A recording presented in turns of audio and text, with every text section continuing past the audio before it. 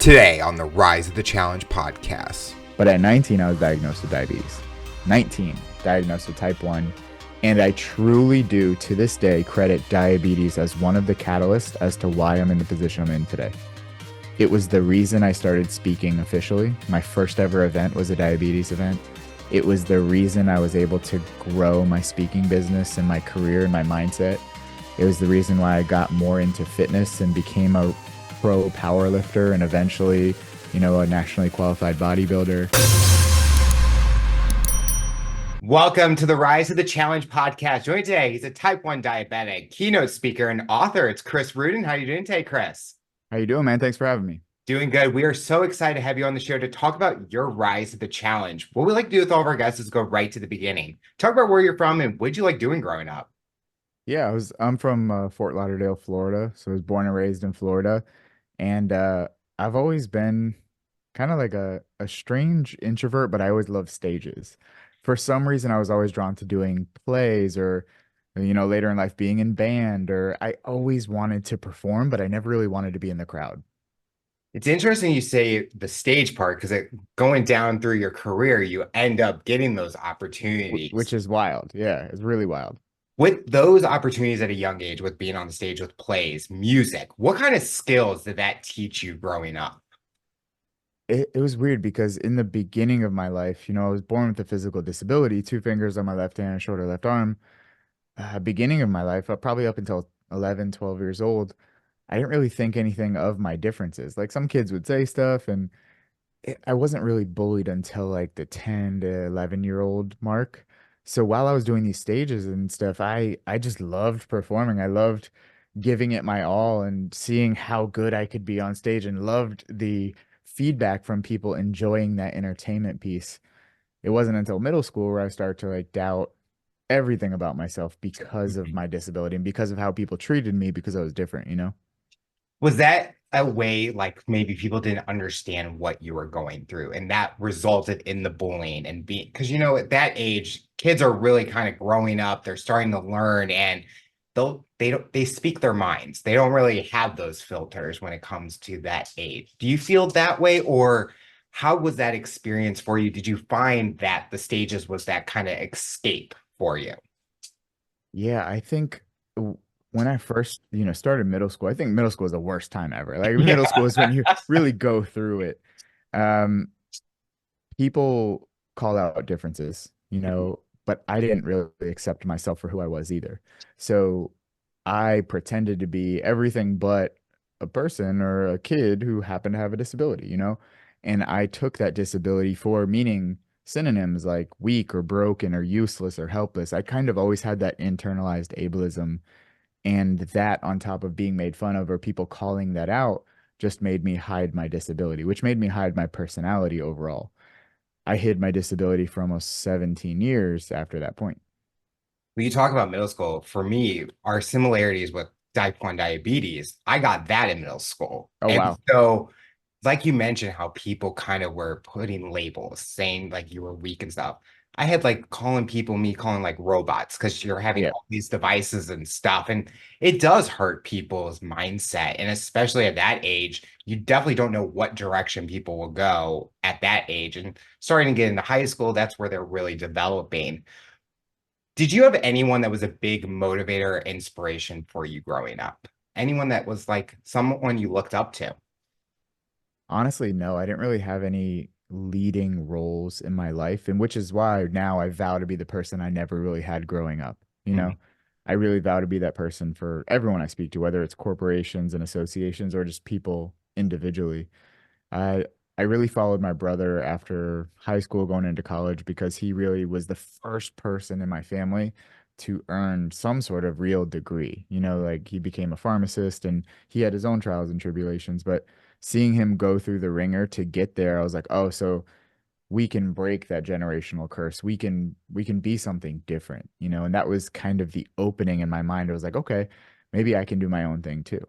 I've always been a little bit of an entrepreneur selling lemonade or selling Krispy Kreme donuts in high school, Oh, anything that I could do. I was that kid who had the snacks for sale. So I always understood, even looking back, I was like, okay, I liked entertainment. I liked impact. I liked, economical choice.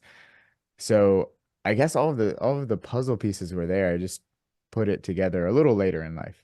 Well, it's crazy that how you think about the things that you enjoy at a younger age. And sometimes people go way off the path, but Yeah. that always comes back in It's some weird. It's like a way. boomerang. Yeah, and I love when I do these because people will tell the story, and that's why I ask those questions because we do a 180, and you're like, you kind of enjoyed that at a young age, and I now never thought about that. brought Even it how back. you opened this podcast, I'm like, oh man, I really did used to do stages and stuff. Like I was in a Christian school at the time, and like I was playing all these roles in the Bible, and I'm like, oh man, I was on stages so early. And in high school, I danced. I started the dance team. I was on drumline. I literally put a drumstick through the finger hole of one of my gloves so I could hold the stick, and I played for 4 years.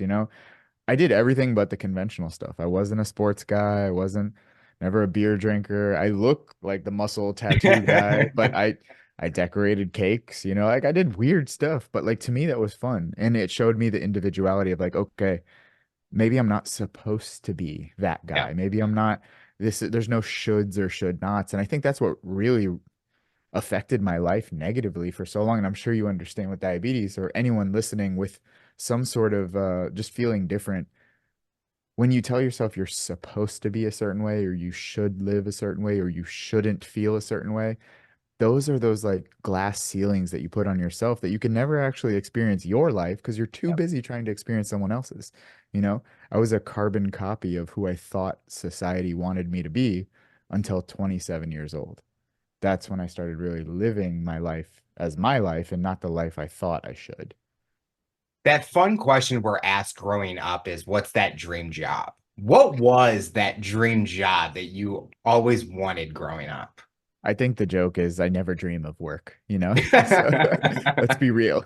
But funny, I think originally I wanted to be a veterinarian, which I love animals so much.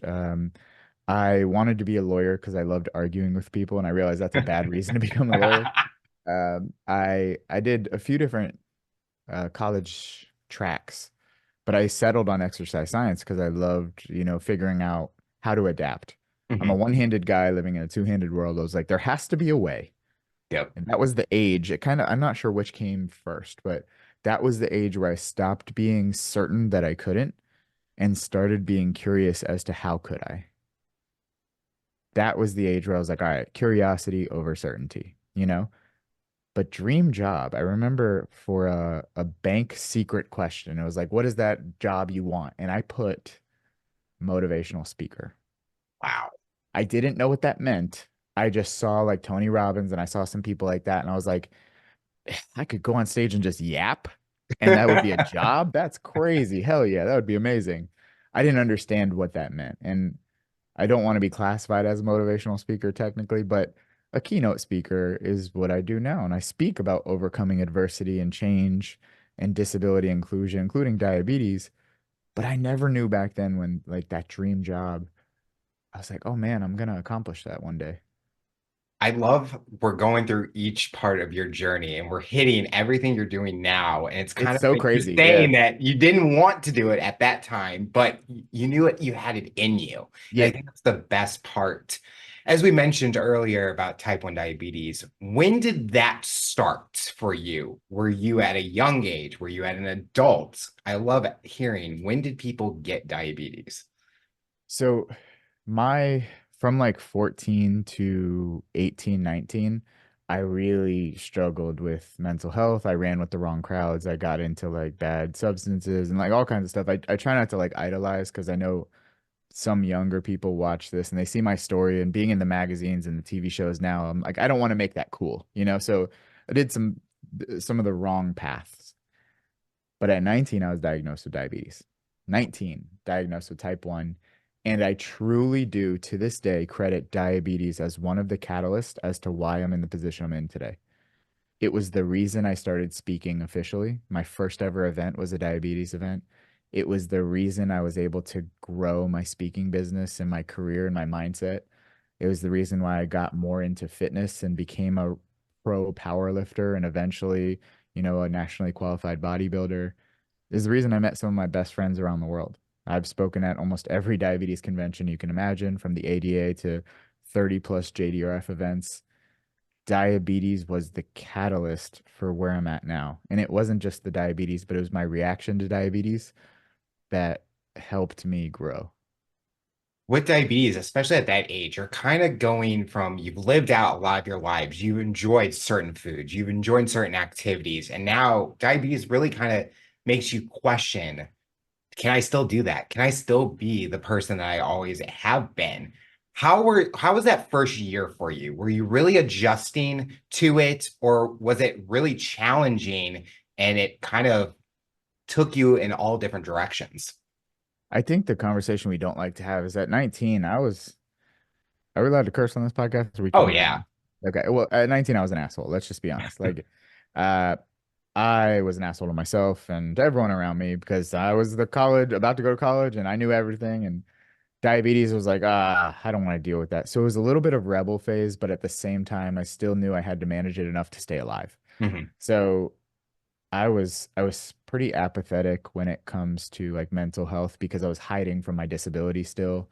So I just kind of packaged that into like, oh yeah, yeah, yeah, it's fine, it's fine. I partied hard, I did all that stuff, and it wasn't the best management, but I stayed alive, and it took a little bit until I started finding people online in communities like Facebook, Instagram that also had diabetes. I was like, oh, I'm not alone. Because I felt alone in the beginning, but it was alone to the point where I was like, I'm going to enjoy this island by myself and I'm just going to make a mess and no one cares. Until I realized, oh man, there's some people who have diabetes and they're doing it a little better than I am. I was like, maybe I could learn a thing or two. I started learning. I was like, oh, that would make my life so much easier if I took my insulin before I ate. That's crazy. That would make my life so much easier if I didn't just go to sleep and not check my blood sugar. Um, that's what kind of started the curiosity for me. Like, okay, how can I manage this a little bit better? And I think managing my condition a little bit better led to the curiosity of how can I manage my life a little bit better? How can I manage my dreams and goals a little bit better? How can I live between the lines, but outside of diabetes as well? And diabetes started the best conversations that led me to here. And I remember one of the first talks I gave about diabetes as I started to become successful in the speaking career was how I turned my health issues into wealth issues. And it Oh, was literally talking about how diabetes led to some of the best experiences of my life. what do you remember one of the first people you interacted with when you networked with other diabetics that kind of Specifically, yeah. His name is Rodney. I know him. I still talk to him to this day on and off. He's the one who invited me to the first diabetes event, which was called um, Bolus and Barbells. Yes, it wow. was a fitness event out in Texas. And that was my first ever keynote. I think it's still on my YouTube.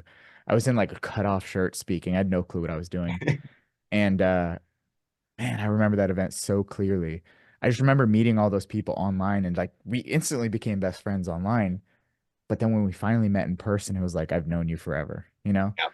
Uh, that, yeah, I'm so forever thankful to diabetes. And I never want to make people feel bad because diabetes can be really tough. As you know, it's a minute by minute condition. It can be a nightmare in one day and it could be completely forgotten the next. But I'm glad that diabetes acted as that catalyst to get me here. You talked about how diabetes kind of helped you in your journey. And I always say I use the word rebellious diabetic a lot for myself because I was not counting carbs correctly. Yeah. I was Yeah. like, I'm going to risk it. But I Yep. always say that the last few years, diabetes has helped me become the best version of myself when it comes to health and fitness. When I Absolutely. started really dialing in, I can enjoy life.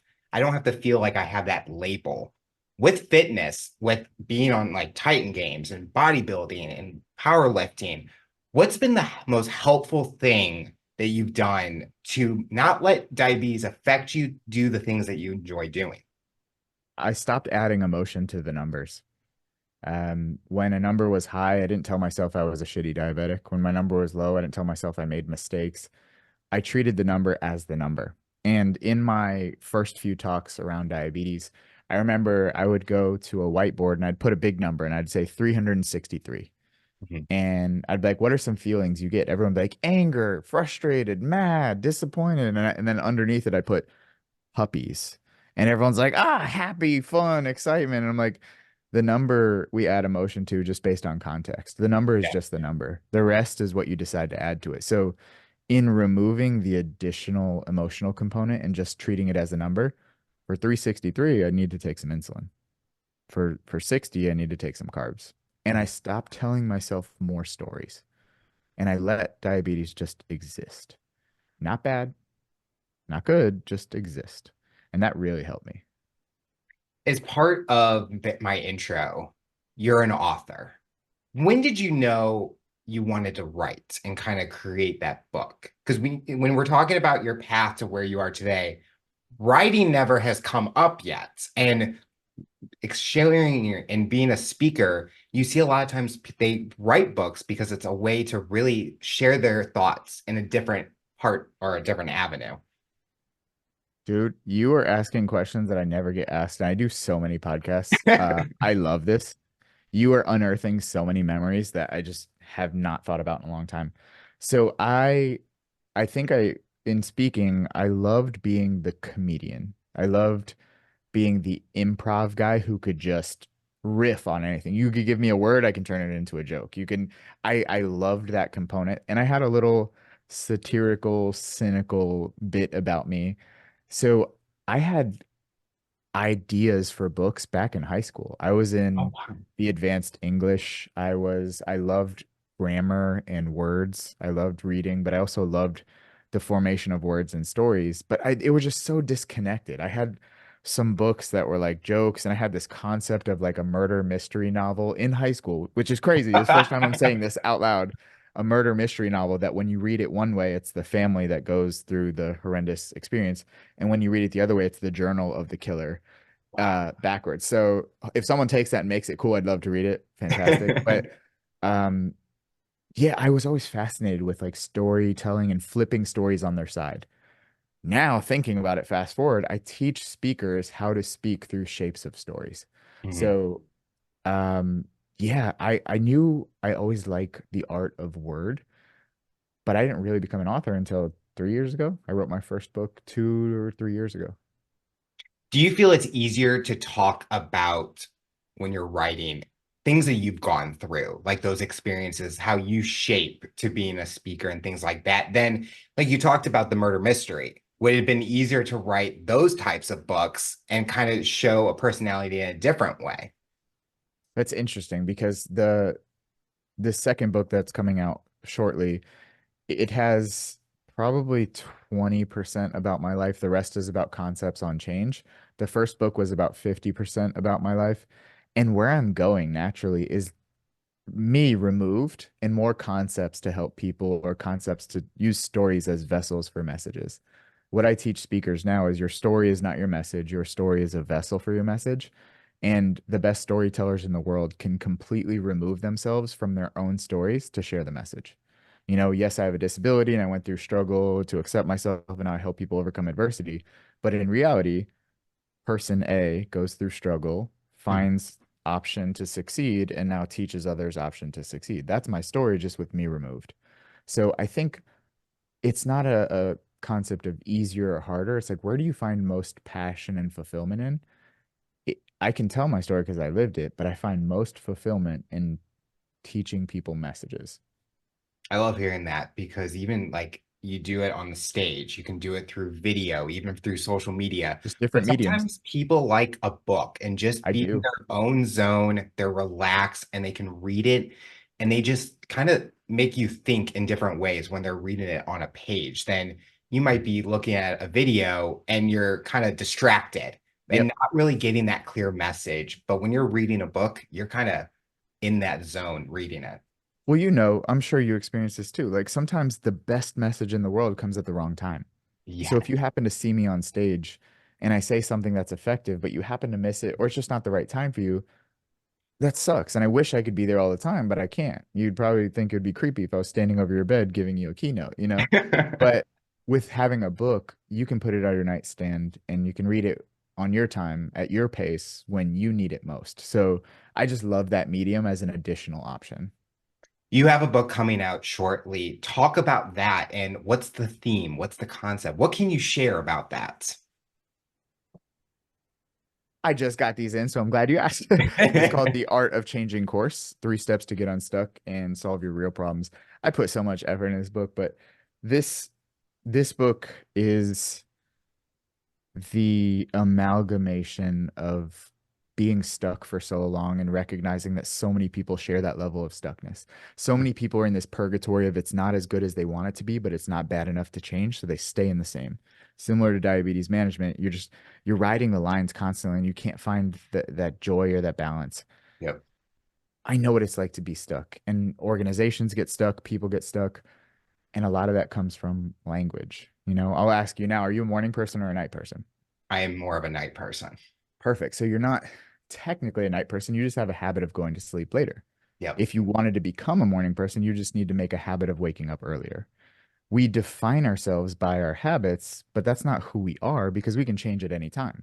You're not lazy. You just might have had a history of being lazy in the past, but that's not who you are.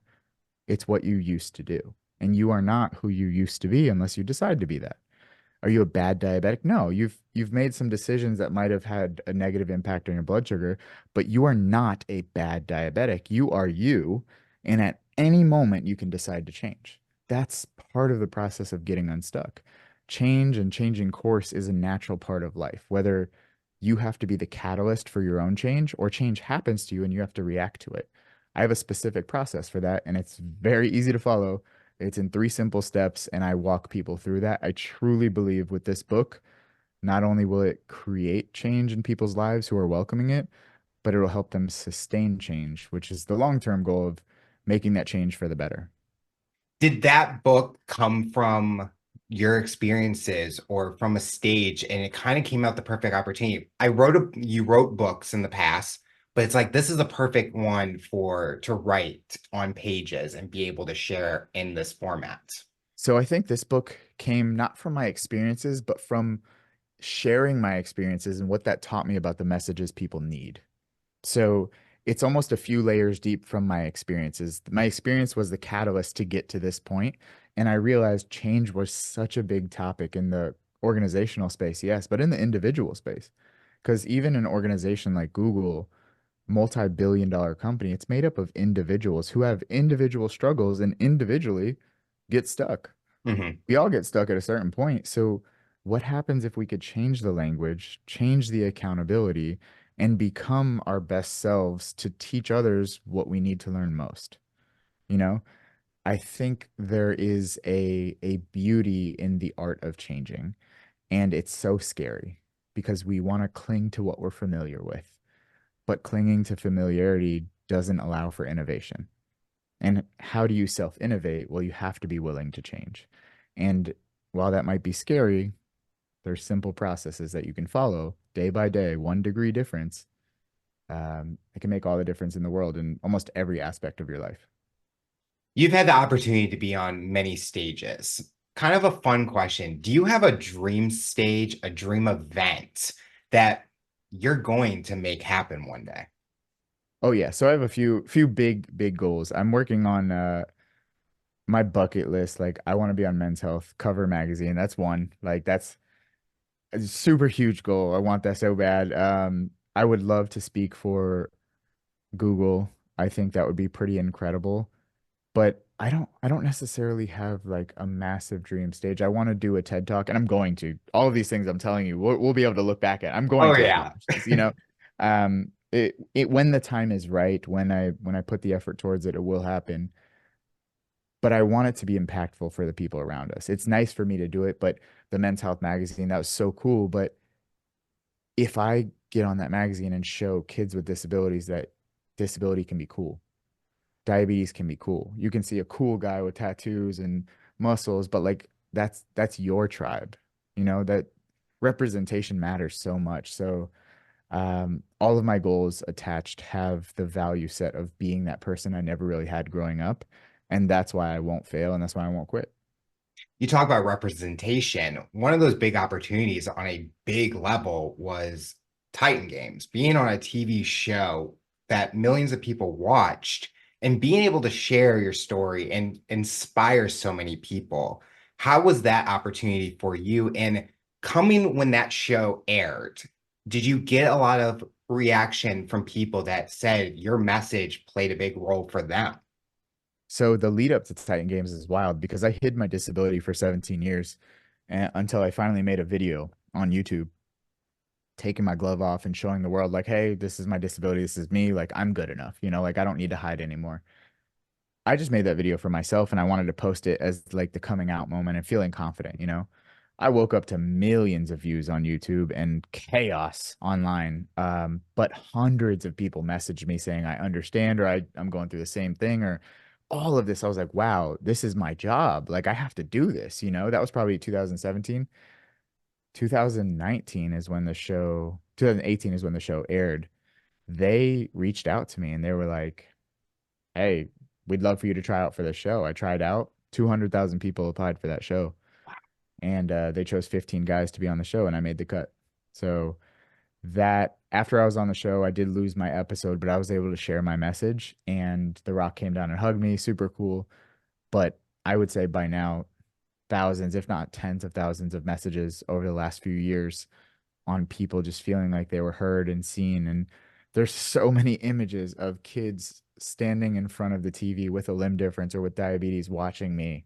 And like it led to so many cool things. I was in People magazine, a 2-page spread, and I have a picture from this little girl that I meet up with as much as I can almost every year who's missing part of her arm. Her name's Sadie. And she's holding up the magazine and you Oh, just see her smiling. And like, I wish I had that confidence at that age. So I'm doing what I always wish I had. The TV show, the magazines, it's cool. That was amazing, don't get me wrong, but one of the best experiences is being able to go in the grocery store and not have to hide my hand anymore. And I'm like Walmart, not even Target, like Walmart of all places. So how I measure success is like my quality of life has gone up tremendously, and I'm hoping that I'm improving the quality of life of the people around me. having that moment where people are sending you message and all those views on videos, do you feel you have not a celebrity status, but a status where you're making a big impact like a celebrity does with the things and actions you do, being on stage, being interviewed, being on shows, and the message just from you talking and sharing, you kind of have that moment of, I'm making an impact in a way in so many people's lives where the younger you may never have thought this was ever going to happen. There is no way I thought I would ever get to this level. Like I've been able to get the hundreds of thousands of followers, combined, and that stuff is really cool. I call myself a D-list celebrity in the diabetes space. Uh, but it's not about the celebrity status. It's more so when I run into random people in the New York subway or down here in Florida or anywhere I'm traveling and people ask for pictures or stuff, it's a reminder that something I did somewhere along the way had an impact enough for someone to remember me and my message. And while that feels really nice to me, it's more so I'm glad I'm putting stuff out in the world that does something for someone. That if that makes me a celebrity, great. If that makes me an influencer, I hate the word, great. But really, what that makes me is like, it makes me proud to put out something that has impact. I think especially with the diabetic community, I have learned so much from other diabetics. Never met them in my life, but there's something about you learning from each other through networking. We kind of talked about it, having that community. And I feel like for you, being part of two different communities, that network ability, you kind of talked about it, where every year you're meeting up with that little girl who holds that photo, but you're also inspiring the diabetic community with sharing your story. It's so powerful that we all can play a part, even though we don't have, I hate that word also, influencer. We Hate can it. Yeah. be an influence to each other and Yep. help each other grow to all rise to the challenge. Absolutely. So it's not about followers or TV shows or anything like that. It I never asked for this. It's nice, I guess, that it's happened from time to time, but the most success I've ever reached was when I stopped posting on social media, when I stopped chasing all this stuff and I started focusing on what do I want? What do people around me need? And how can I merge the two? How can I give what people need while also, fulfilling what I want to give to the world? anyone can have influence. You can influence the person next to you. You can influence someone you love, someone you care about, a stranger on the road. You don't need to be Kim Kardashian to have influence, you know? It's less about celebrity status and social currency of followers and likes and more about how can I help the people closest to me and how can I expand that ripple effect to the world? You can't save the world, but you can help one person. And if everyone helped one person, we'd save the world. Kind of transitioning to back to the fitness part. What have you enjoyed about fitness, bodybuilding, powerlifting? I mean, for me, originally having a disability and always looking asymmetrical, like I am physically asymmetrical, but I saw the magazines of people who had these beautiful physiques, and I was like, man, I would love to have that, you know? And I was like, I can't. But then that's where curiosity kicked in. I was like, but how could I personally? I can't have his body, but how could I have my body, you know? So I started finding ways to adapt and doing all that. I built my own hook to deadlift weights and I was able to lift, 45 pounds and then 135 pounds. I'm like, oh, this is amazing, but I can't go any heavier. Or could I? So I found ways to adapt and 135 turned into 215, 305, 495, 585, all the way up to a 675 pound world record deadlift, as a diabetic, disabled guy competing against non-disabled, non-diabetic people. Lifting, bodybuilding, it taught me patience, yes, but it really taught me how to fail and how to like be okay with that. Because failing is a verb. It's like stubbing your toe. It Mhm. happens. It's okay. But failure it's a noun. It's an identity. It's a place people stay or live. It's always okay to fail. Blood sugars, life, business, anything. It's never okay to be a failure though, because we don't have to accept that failing is a final state, you know? And that's what the gym really taught me. Anytime I went to lift weight and I couldn't get it, I was one step closer to getting it. I didn't do that weight and stop because I didn't get it. I was like, okay, cool, one step closer.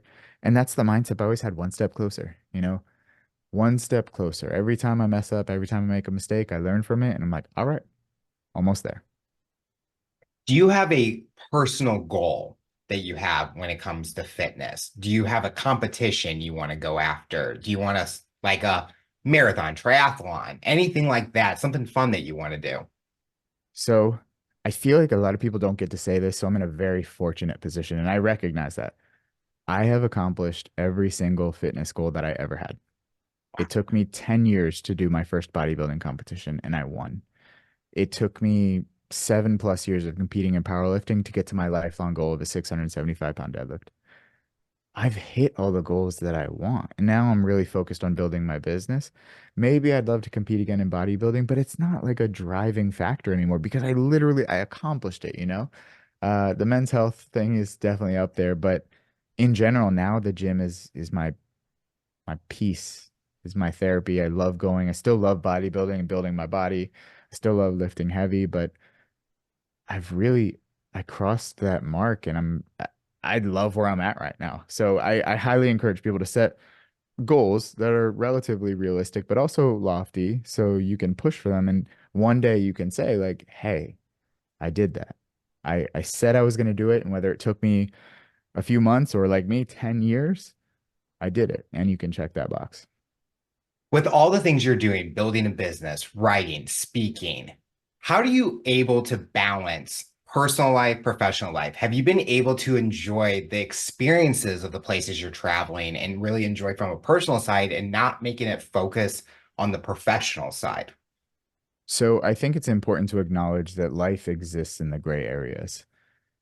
There are times where I have nothing but balance and fulfillment and everything is amazing and I perfectly balance personal and professional life. There's times where it's just chaotic. Recently, I had the worst travel experience I've ever had. It's ebbs and flows, highs and lows, like blood sugars. There's no perfect stability in life. And I think when you set that parameter for your expectations, you kind of screw yourself over. Overall, the last 3 years have been not only the most successful time in my business, but the most amount of free time and quality of life that I've been able to experience. I stopped setting goals of more and more and more because more is not a place. You can never arrive at more. Mhm. Once you get there, there's still more. I started saying I want to make the same amount of money, but work less. I want to achieve the same amount of progress, but do have a little more time for me. That mindset has catapulted me into this quality of life that I didn't even dream of. I didn't think it was possible. So now I'm at a point where I can work a little bit harder and maybe go to another level. But even if I stayed here for the rest of my life, like I'm good. Enough is never enough for the man who already doesn't have enough. If you can't find contentment in what you have now, getting more is only going to keep moving the goalposts. So I think it's important to acknowledge this like dichotomy or this mindset. You should be able to find contentment with where you are right now in the process or pursuit of more or better. You need both of those things. And I find that so many people say, I'll be happy when I get X. I'll be happy when this happens. And that's this conditional philosophy that constantly keeps the carrot on the stick, but you never actually get to enjoy it. So that's my philosophy. Everyone can have different philosophies. I just know that's what's worked for me. You talked about when everyone comes up with that, when I hit this mark, they get to it and they're like, what do I do now? I've been working all this time just to hit that goal. And now it's like, where do I go to next? And I think having those like bucket list items for me gets me excited because when I cross off one, I know, okay, we're going to the next level. I kind of use it as level gauges Yep. with each step. And especially with like this show, I think you kind of, with followers or subscribers, it's like you get to that mark. Oh, if I hit 1,000, I'll be happy. Well, why do you want to stop at 1,000? Like, Yeah. so I think what you mentioned is so perfect, and it's definitely a different point of view from someone else. And I think people listening to it are gonna hear that and they're gonna be like, "Wow, I'm exactly how he's describing me." But now I gotta shift or maybe think about it in a different lens. And I think what you talk about, and it kind of shows the speaker in you and kind of the stage presence, because how you speak is just, I think everyone's gonna be excited to learn from I this. appreciate that. My goal is to speak in a way that is very clear and it doesn't sacrifice clarity for Yeah. creativity. And it's taken a long time to be able to work through those processes. Now I teach people that, I work with some speakers to improve the way they speak and their speaking business. But I think it's important to preserve quality of life too, because in today's hustle culture of grind, grind, grind, not and you never have enough. And it's just you're always in this place of deficit. That's just so sad to me, that we're constantly in this place of never enough. There are times where you have to put your head down and grind. That's important. There are times where you have to go, like whether it's with your condition or with your business or with your personal goals. But there has to be points where you find some sort of contentment and enjoyment.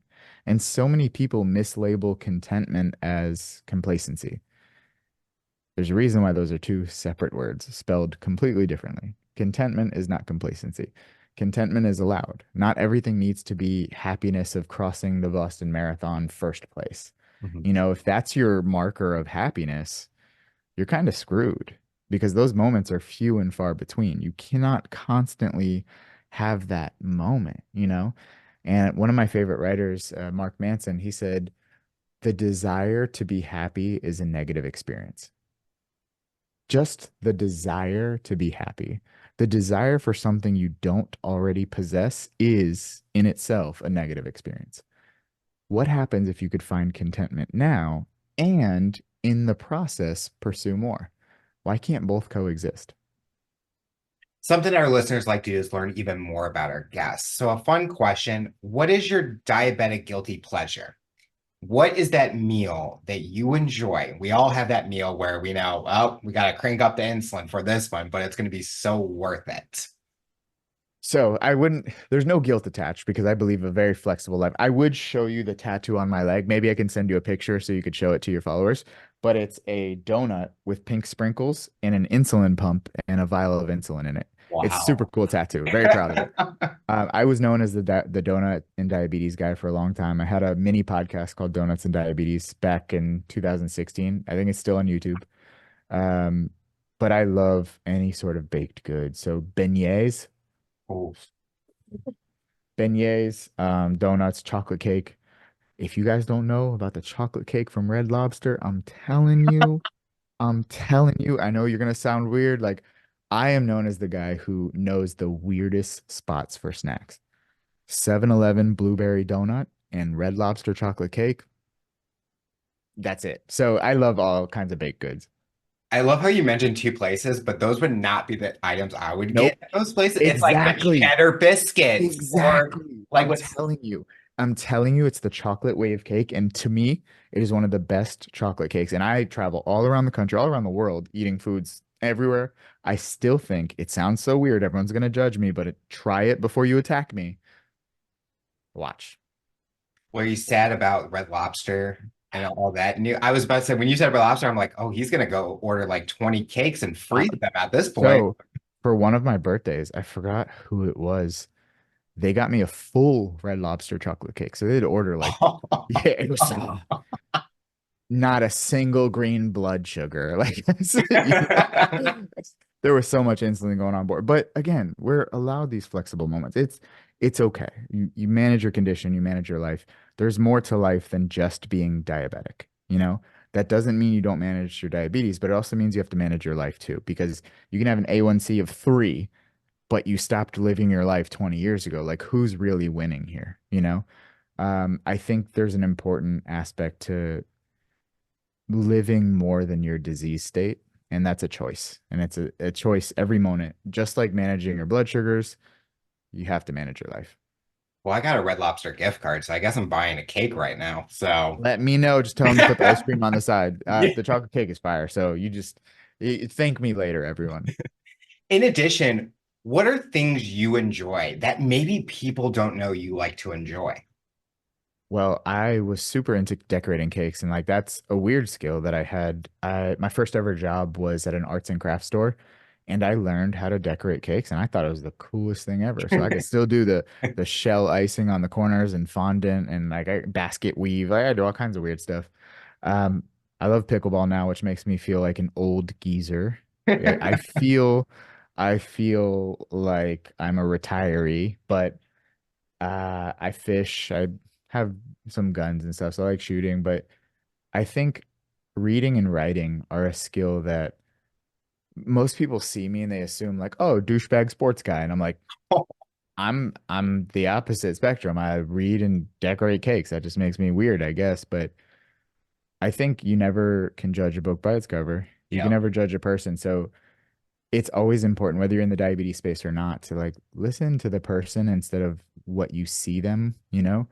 You can see someone wearing tight shirts or you can see someone wearing band t-shirts and you automatically assume this whole story about them. Like, you don't know. That assumption, you never know. And it reminds me of a story when my first ever client, she was 5'2", 284 pounds. What do you think her goal was? Everyone assumes weight loss. So did I. But I asked her what was her goal, and she said, I wanted to run a half marathon. You would have never guessed because you already told yourself a story about this girl based on her height and weight. She lost weight in the process, almost 80 pounds, but her main goal was to just run a half marathon. Like, what happens if we stopped telling stories about people and we just started being open enough to learn, you know? I totally agree with that because I think everyone puts a label. It's Absolutely. Oh, people see me all the time. They're like, oh, you're different than you seem. I'm like, oh, you mean you thought I was a douchebag because I have swoopy hair and a tattoo? Like, yeah, I get it. Some of my coolest friends, we're so different, but we're so similar, you know? And I think yeah. it's really important to keep that open. I can definitely see that with my friends. You would never have thought I would be friends with that person. I love that though. But you find those similarities and there's certain attributes that connects you to that person. And I think I have a group of friends. We all have a different disability. Some you can clearly tell what it is, some you can't. Like I'm a diabetic, but you can't Yeah. tell unless I'm showing you all my devices. Some you can. But that's not the reason we all became friends with each other. There was certain skills, certain attributes, certain things Yeah. we like. And it's like we took the label of we all have disabilities and threw it away. Yep. And we became friends because of who we are. So when you mentioned that with the label, now I didn't think that of you when but No, it's okay. It's okay. it's But like I one of love those that. things where it's like that is like, oh, you're tatted. Oh, you Yeah, have you see the certain muscles. Yeah, personality. yeah. And I get it. I understand why stereotypes exist, but I also understand that we're human enough to distinguish, like, hey, maybe there's more than meets the eye, you know? And now they're going to see you on the Food Network on those cake competitions, Done. playing Done the deal. pro pickleball tour, winning a gold medal at the next Olympics when That's the pickleball. kind of stuff I need. This is the positivity I need in my life. I mean, if you go on the Food Network, I always thought I was going to be on like Chopped or Oh something. yeah? And I'm like, oh, I need to do this. Then I go into my kitchen and I'm trying to put four random ingredients. I'm like, oh, this is easy. I mean, I already do it already, but I that's love that. put that on the list. That's And fantastic. Health and Fitness, Food Network, ESPN. We're hitting it. All of it. We're hitting All it of it. on this. All of it. The final question I'll ask you for someone that's listening to this interview based on your journey and experience, what tips or advice would you give them to overcome obstacles, accomplish their goals, and rise to the challenge? So a question I get a lot is how did you overcome your disability? How did you overcome your diabetes? How did you overcome the mental health issues that you've had? And the answer I always say is I didn't. There is no finish line to mental health. There's no finish line to diabetes management. There's no finish line to success or happiness. There's no like I won moment. It's more so like win the moment, win the day. So in choosing myself and choosing the life I want, I always monitor, would the best version of me do this or would the best version of me not do this? Will I regret this decision moving forward? Is this going to help me or hurt me? Those qualifying questions have helped me the most in overcoming obstacles, I guess you would say. Just be honest with yourself. Are you doing what you need to be doing to move your life forward? Or is there something you're doing that if you stopped doing it, it would drastically change your life? Honesty changed everything for me. So rising to the challenge really means being honest with yourself and using correct language based on your honesty. Chris, I want to thank you so much for coming on the show and talking about your rise to the challenge. You're inspiring so many people, and we are excited to see what the future looks like for you. I appreciate it, man. And thank you so much for doing this. You don't understand the impact you have. Yes, you'll get messages thanking you, but the people who are just quiet, silently fighting those battles you have no clue about, these kind of messages with the guests you bring on has real impact. So thank you for doing that. Back to the community. Tune in next time to hear my next guest talk about their rise to the challenge. Remember to follow and subscribe on all major audio platforms. Make sure to subscribe to our YouTube channel to get full length episode in video format. What path do you take to accomplish your goals? You decide.